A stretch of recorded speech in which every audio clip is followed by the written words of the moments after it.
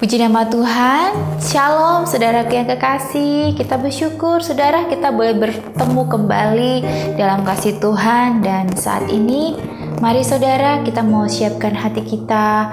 Kita mau mempersiapkan tubuh, jiwa, dan roh kita untuk memuji dan memuliakan nama Tuhan. Biar ibadah sebentar ini boleh membawa kekuatan, damai sejahtera dan sukacita buat saya dan saudara dimanapun berada. Selalu bersukacita apapun keadaan yang terjadi, karena kita punya satu pribadi yang tidak pernah meninggalkan. Mari kita mau angkat tangan kita mau menyembah Tuhan, kita mau meninggikan namanya. Terima kasih Tuhan.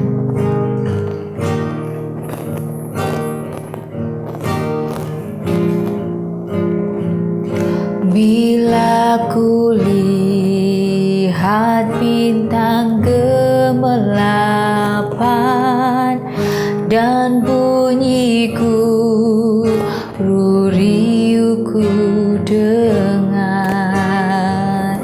ya Tuhanku, tak putus aku heran melihat ciptaanmu yang besar. Maka jiwaku pun memujimu. Amin. Sungguh besar Kau Allahku, maka jiwaku pun memujimu. Sungguh besar Kau Allahku. Oh, ya Tuhanku, apabila ku renungkan pemberian-Mu dalam penebus, ku tertegun bagiku dicurahkan oleh Putra-Mu darahnya kudus. Maka jiwaku pun memujimu. Sungguh besar, amin. Kau Allahku, maka jiwaku pun memujimu. Sungguh besar Kau Allahku, maka jiwaku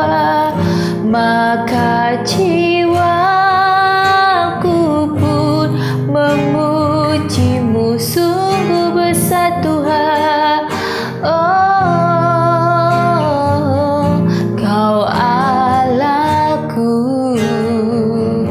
maka jiwaku pun memujimu. Amin Tuhan.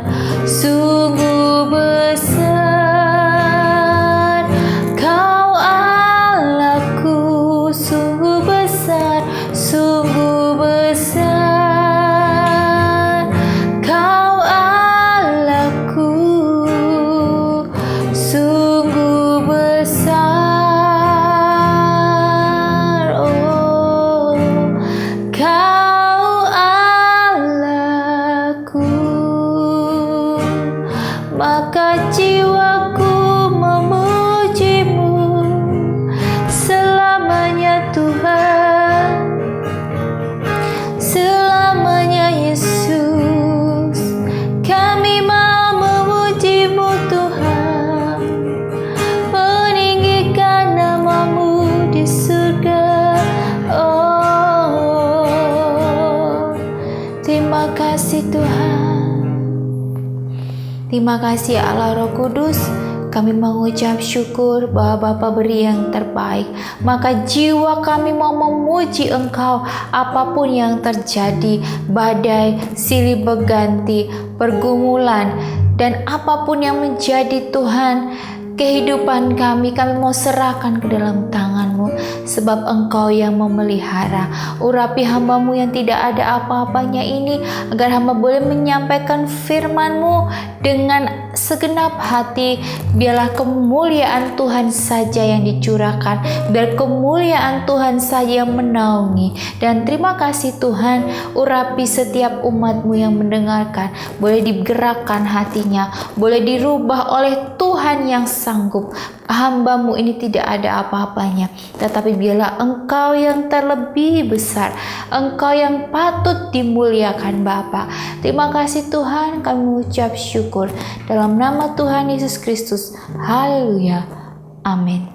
Shalom saudaraku yang kekasih, apa kabar saudara hari ini? Saya doakan saudara dimanapun berada, Tuhan kasih kekuatan ya, Tuhan kasih kesehatan, kemampuan, dan jangan takut, jangan khawatir ya, tetap berjaga-jaga. Tapi bukan berarti kita jadi parno, jadi takut, jadi khawatir ya, karena hari-hari di luaran sana membuat kita jadi khawatir ya, baik ekonomi, baik segi kesehatan, dan apapun itu. Saya mendoakan saudara untuk tetap berpegang teguh dalam janji Tuhan ya saudara, dan percaya ya, kita punya Tuhan yang lebih besar. Untuk itu saudara, isilah hari-hari saudara dengan memuji dan memuliakan nama Tuhan dan mendengarkan firman-Nya. Maka saudara, niscaya hari-hari saudara boleh dikuatkan, boleh dimampukan. Amin saudara. Hari ini saya tergerak sekali men-sharingkan firman Tuhan mengenai warisan. Wah, apa ya itu warisan? Ya, karena orang tua itu pasti ya punya planning untuk anak-anaknya meninggalkan warisan, entah nanti tanah, entah nanti ya perusahaan atau juga bisnis ya, kita tidak tahu ya. Masing-masing punya sendiri-sendiri untuk memberikan warisan kepada anak-anaknya ya, supaya mungkin saudara berpikir supaya anak saya nanti hidupnya nyaman, hidupnya tidak berkesusahan, nanti kelak ditinggal orang tua ya.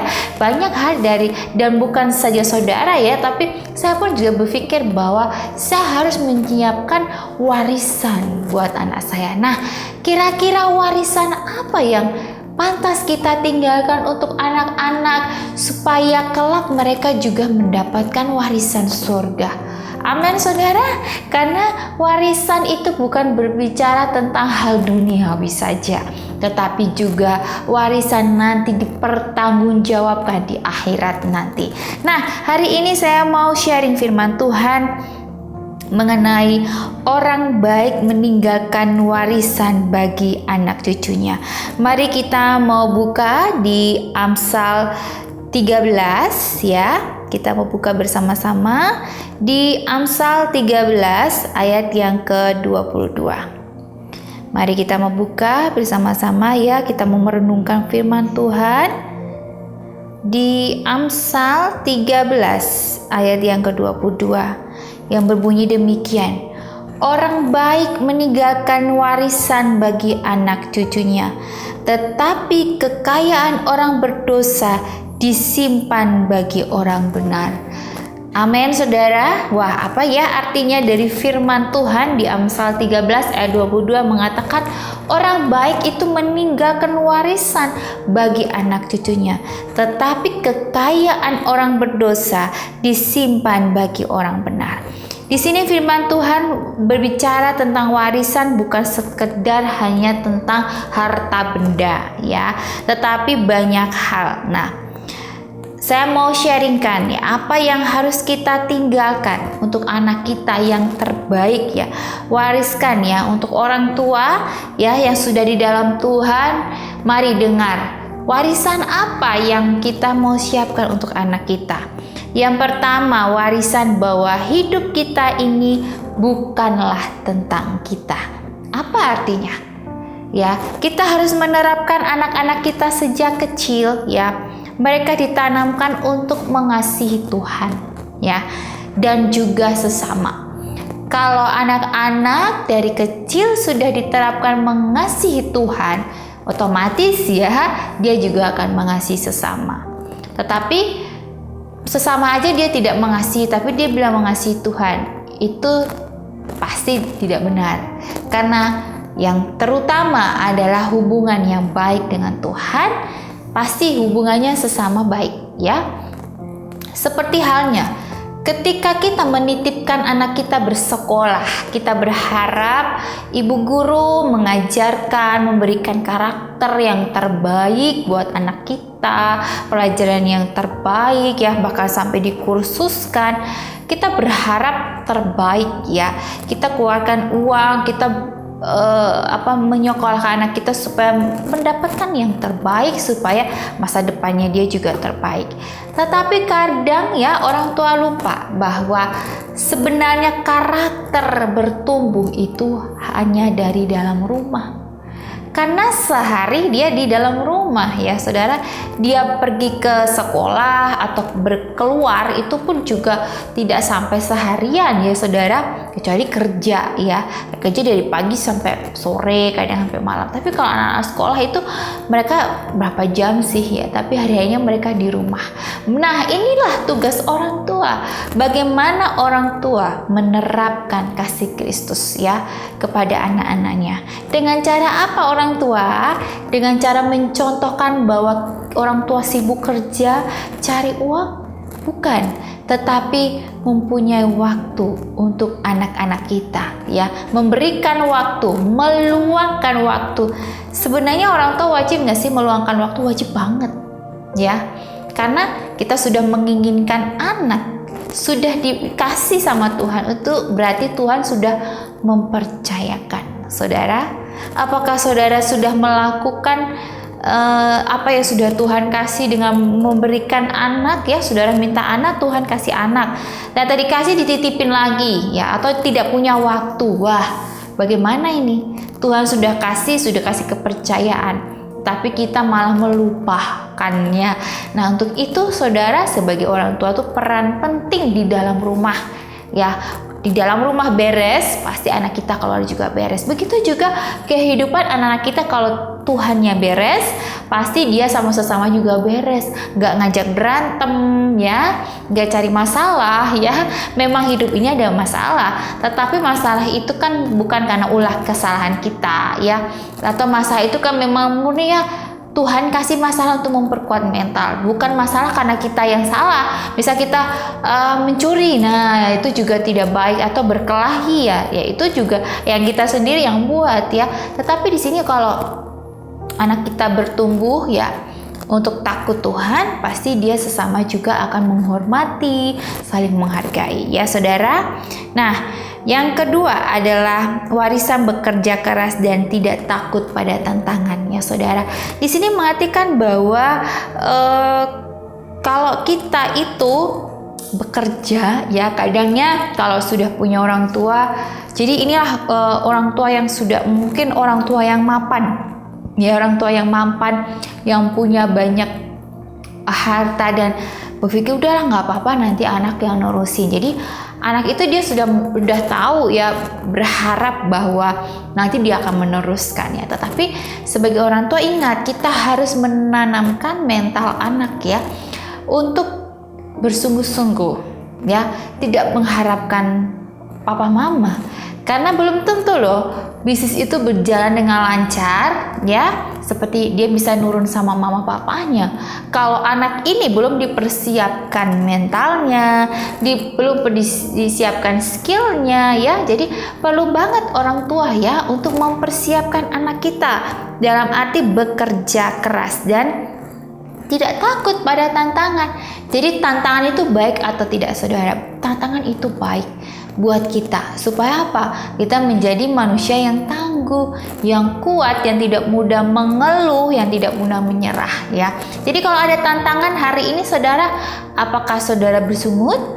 Ya, tantangan hari ini, apapun setiap manusia hidup di dunia pasti akan mengalami tantangan. Tantangannya banyak, mau keluarga, mau pekerjaan, mau di lingkungan pelayanan atau di pertemanan, pasti ada tantangan ya saudara ya.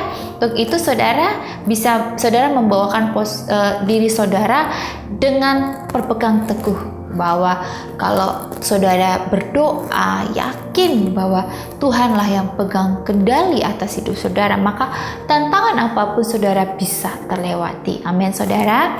Dan yang ketiga, warisan mengutamakan karakter ya.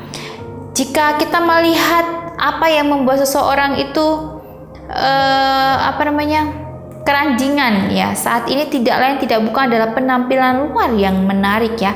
Mungkin di tempat gym, yoga, toko-toko pakaian atau majalah ya, kaum urban saat ini semuanya seperti mendorong kita untuk mengejar sesuatu yang sifatnya fisik dan mengajarkan untuk egosentris ya. Padahal ini bukanlah gaya hidup yang Tuhan mau, dibandingkan berfokuskan utama kepada hal-hal yang ada di luar tubuh manusia. Tuhan justru mau kita bersungguh-sungguh di dalamnya. Baginya apa yang ada di dalam diri manusia adalah urusan utama. Ya saudara, di sini Tuhan berkata bahwa karakter ya, warisan mengutamakan karakter. Karakter itu adalah yaitu perilaku kita, bukan karena kita pakai bagus atau wah bagus ya fisiknya atau dia langsing, dia berotot, bukan seperti itu. Tetapi karakter ini karakter yang dimana hidupnya sesuai dengan firman Tuhan ya, dalam berkata, dalam berpikir, dalam bertindak. Nah, itu harus memuliakan Tuhan ya. Saya punya teman yang bilang begini, kamu ini sok Tuhan ya gitu, jangan sok rohani gitu ya. Saya hanya tertawa dan saya berpikir bahwa ya hidup saya ini kan Tuhan yang ciptakan. Saya sampai saat ini juga karena anugerah Tuhan. Jadi gak apa-apa saya mau hidup buat Tuhan gitu ya. Karena dia melihat saya ini kok rajin sekali. Apa-apa saya kalau ada yang ngeluh saya selalu bawa doa. Perkataan saya positif gitu. Bagi dia itu rohani gitu ya. Tetapi saya tidak merasa bahwa saya rohani. Karena saya sudah dididik dari kecil oleh orang tua saya untuk memiliki karakter-karakter yang Kristus, yang mengandalkan Tuhan ya. Kalau orang itu karakternya ya, kalau hidupnya benar di hadapan Tuhan, bertindak, berpikir, berkata, itu sesuai dengan kehendak Tuhan ya. Untuk itu saudara, sudah siapkah anak-anak kita untuk memiliki karakter yang baik ya, karakter yang menyenangkan hati Tuhan? Kalau menyenangkan hati Tuhan, maka menyenangkan sesama itu juga akan tertular ya saudara. Untuk itu kita menyenangkan Tuhan ya. Saya ini hidup ya harus punya prinsip bahwa saya hidup bukan untuk menyenangkan semua orang, tetapi saya hidup mau menyenangkan Tuhan. Jadi kalau ketika kita dipandang orang sok rohani, gak apa-apa ya saudara, gak apa-apa. Yang penting kita sudah melakukan kebenaran, kita sudah berkata yang benar. Dia mau terima atau enggak itu urusan dia dengan Tuhan. Urusan kita adalah mengabarkan Injil, memberikan yang terbaik ya, supaya menyenangkan hati Tuhan. Amin saudara. Yang keempat, warisan untuk cepat mendengar dan lambat berkata-kata ya. Nah, di sini kadang ya manusia itu belum dengar baik-baik sudah langsung ngomong marah-marah ya. Belum mendengarkan duduk permasalahannya ya, sudah langsung wah marah-marah. Nah, itu juga akan bisa terjadi pada anak kita. Jadi orang tua ya pastikan mendengarkan ya, mendengarkan dan dicerna ya, mendengarkan dicerna. Kadang kita mendengar sama mendengar, jadi kan kita pikir kan itu udah tahu jawabannya ya. Pada sebenarnya manusia itu butuh didengar ya, didengar. Jadi di sini firman Tuhan juga bilang bahwa menerima warisan itu cepat mendengar dan lambat berkata-kata. Jadi kitanya ini harus cepat untuk mendengar. Bukan berarti cepat-cepat mendengar itu cepat-cepat menjawab, tidak.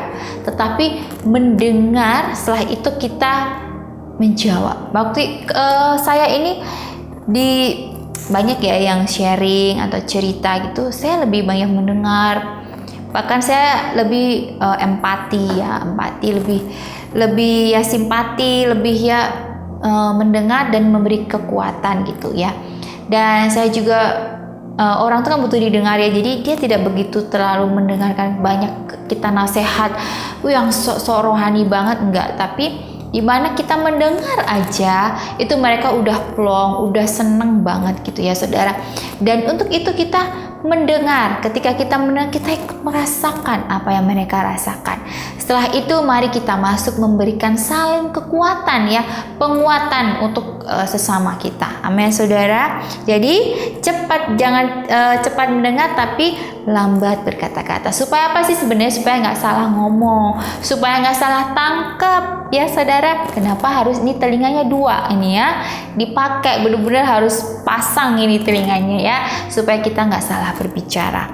Dan kelima, warisan untuk menerima dan belajar dari kesalahan dan kegagalannya saudara. Saudara jangan berpikir bahwa saya gagal, akhirnya saya berarti tidak berharga, saya tidak terpandang. Bukan ya. Kesalahan, kegagalan itu adalah kita belajar dari masa lalu ya. Kesalahan kita saat ini kita belajar untuk menjadi lebih baik ya. Saya selalu berpikir bahwa kalau saya gagal hari ini, maka saya percaya ada rencana Tuhan, kasih saya kemampuan, kasih saya untuk ide-ide lagi, atau saya harus memperbaiki lagi ya. Karena hidup itu proses belajar ya, proses belajar untuk menjadi dewasa ya. Orang yang dewasa adalah orang yang mau diproses, orang yang mau belajar. Orang yang nggak mau dewasa adalah orang yang nggak mau belajar, yang nggak mau diproses, maunya enak ya, nggak mau keluar dari zona nyaman ya. Itu namanya orang nggak mau dewasa.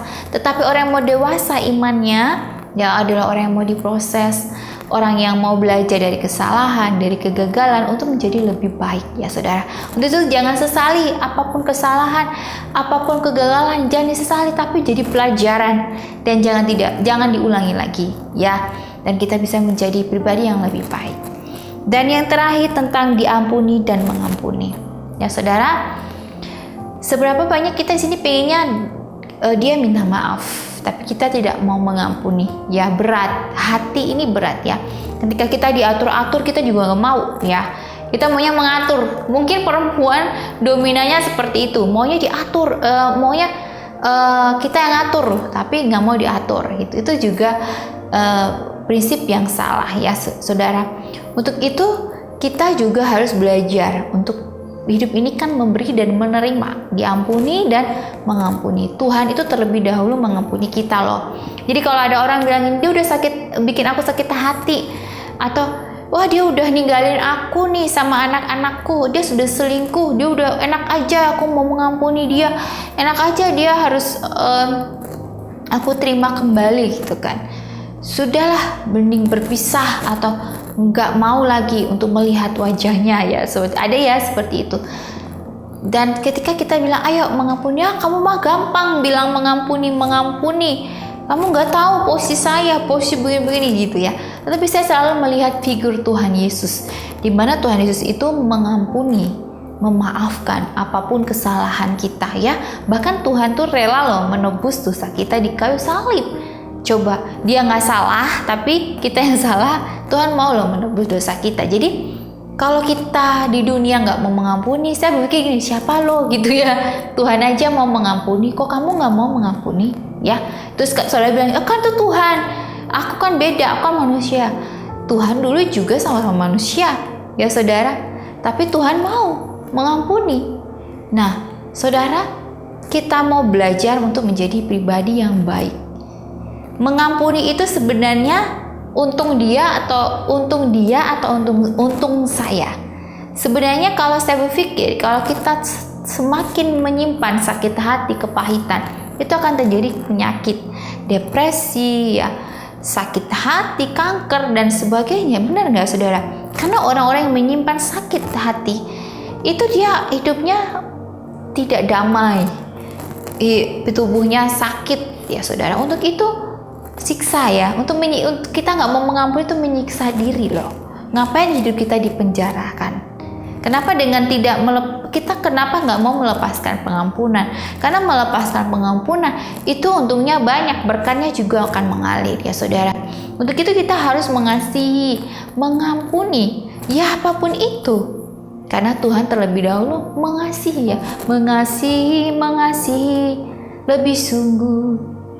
Tuhan lebih dulu mengasihi kepadaku, mengasihi lebih sungguh. Amin saudara. Mengasihi orang yang tidak kita suka itu jauh lebih baik daripada kita mengasihi orang yang kita suka. Semua bisa. Tetapi kalau kita mengasihi orang yang tidak suka dengan kita, atau kita juga nggak suka dengan dia, kalau kita memberikan pengampunan, maka percaya saudara, damai sejahtera, sukacita akan selalu ada menaungi diri saya dan saudara. Mari kita mau berdoa. Terima kasih Tuhan, kami mengucap syukur untuk firman-Mu. Kami mau belajar menjadi orang tua yang memberikan warisan yang terbaik buat anak-anak kami, yaitu warisan yang mendidik anak sesuai dengan firman Tuhan, yang terutama adalah takut akan Tuhan. Maka semuanya, apapun di dunia ini akan ditambahkan. Dan kami percaya Tuhan, warisan yang kekal, warisan yang membawa damai dan sukacita ada di dalam Engkau Tuhan. Untuk itu ajarkan kami sebagai orang tua boleh menerapkan dulu dalam diri kami.